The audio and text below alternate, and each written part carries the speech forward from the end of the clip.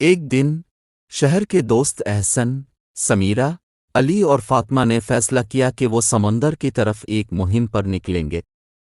شہر کے قریب ایک پراسرار جزیرے کا ذکر مشہور تھا، جہاں کہا جاتا تھا کہ ایک قدیم خزانہ دفن ہے۔ ان کے دلوں میں مہم جوئی کا جوش بڑھ گیا، اور انہوں نے صبح سویرے کشتی میں سوار ہونے کا ارادہ کیا تاکہ وہ اس خزانے کی تلاش کر سکیں۔ کشتی میں بیٹھتے ہی سمندر کی لہریں خوشی سے چمکنے لگیں۔ احسن نے جزیرے کے بارے میں کہانیاں سناتے ہوئے سب کو مزید متوجہ کیا۔ اس نے بتایا کہ یہ خزانہ صرف ان لوگوں کو ملتا ہے جو ہمت اور عقل کے ساتھ کام کرتے ہیں۔ اس کی باتوں نے دوستوں کی ہمت بڑھائی، اور وہ تیزی سے جزیرے کی طرف بڑھنے لگے۔ ان کے دلوں میں امید اور جوش کی لہریں تھیں۔ جب وہ جزیرے پر پہنچے تو ساحل پر ایک قدیم درخت دیکھ کر ان کی نظریں چمک اٹھیں۔ درخت کے نیچے ایک پراسرار نقشہ دفن تھا۔ سمیرہ نے اسے نکالا اور پڑھنا شروع کیا۔ یہ نقشہ ہمیں خزانے کی جگہ کی طرف لے جا رہا ہے، اس کی آواز میں جوش تھا۔ سب نے مل کر نقشے کی سمت چلنے کا فیصلہ کیا اور راستے میں چلے گئے۔ راستے میں انہیں کئی رکاوٹوں کا سامنا کرنا پڑا۔ ایک جگہ پر ایک بڑا پتھر ان کے راستے میں آ گیا۔ علی نے اپنی قوت کا مظاہرہ کرتے ہوئے پتھر کو ہٹایا، اور وہ آگے بڑھ گئے۔ یہ پہلی کامیابی ان کے حوصلے کو بڑھانے کے لیے کافی تھی۔ آگے بڑھتے ہوئے انہوں نے دیکھا کہ ایک جھاڑیوں میں چھپے ہوئے زہریلے سانپ ہیں۔ فاطمہ نے اپنی ہوشیاری سے ان کو دور کیا، اور وہ بغیر کسی خطرے کے آگے بڑھتے رہے۔ تھوڑی دور جا کر انہیں ایک تاریک غار نظر آیا۔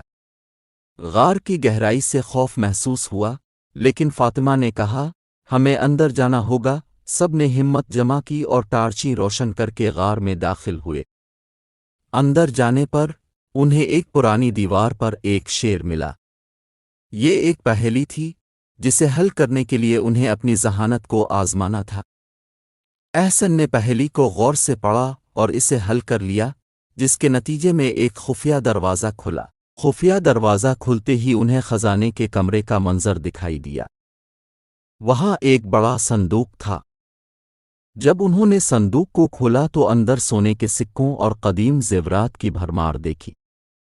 ان کی آنکھوں میں حیرت اور خوشی کی چمک آ گئی۔ لیکن جلد ہی انہیں احساس ہوا کہ یہ خزانہ صرف مادی چیزوں کا نہیں، بلکہ ان کی دوستی اور مشترکہ تجربے کا بھی تھا۔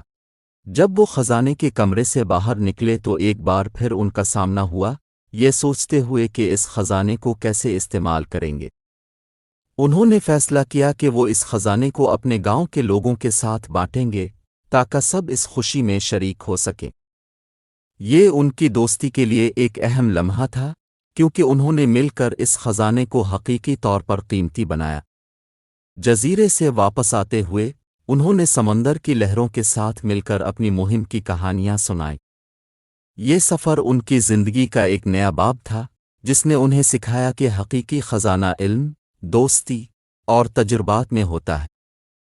جب وہ اپنے گاؤں پہنچے تو انہوں نے اپنی دریافت کو سب کے ساتھ بانٹنے کا فیصلہ کیا۔